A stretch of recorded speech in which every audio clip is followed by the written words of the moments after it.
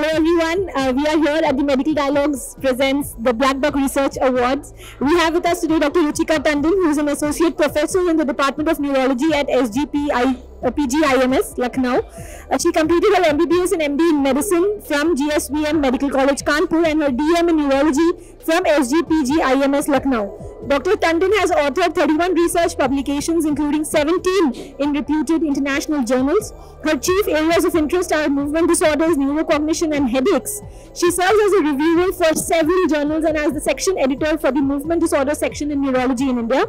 Dr. Tandon has received multiple awards, including ISSN's International Best Researcher Award in Neurology in 2023. So heartiest congratulations, ma'am, on being a part of the recipient here as well at the Medical Research Summit and Black Buck Awards. So how do you feel being recognized? It's always great to be recognized. So lots of thanks to Medical Dialogues team for the honors. And usually we as doctors, we are more into seeing patients, and like people around us also somehow tend to forget that we are also interested. We might also be interested in research, and so it just feels great, and it gives a boost to a confidence boost that we have to do a lot more, and the responsibility also increases as the recognition increases. So thanks a lot. Great. So Medical Dialogues, ma'am, basically aims to highlight such researchers, and being young researchers as yourself, we definitely intend to create more and more, encourage more and more individuals, younger generations to get into medical research, because that's, as we mentioned, it's something which is which has to go a long way. So if you could just tell us a little bit about your research, on what recognition you're getting today. Actually, I have been there are a number of in different fields of neurology.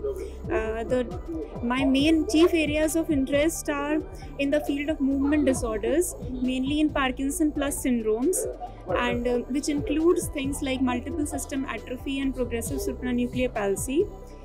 So the part of the studies were related to the clinical features, the diagnostic criteria. We had proposed a new diagnostic criteria for multiple system atrophy, and so that, and plus the radiological features. So there were a number of papers, not one particular research. So, and then of late, some of my recent work has been in the field of stroke and tuberculosis. Of course, the infections and stroke the neurologists encounter in a large number.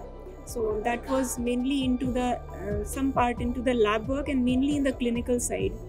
Great. So heartiest congratulations once again on being a part of your part of the award, and gladly you are being a privilege to be here at Medical Dialogues. Thank you.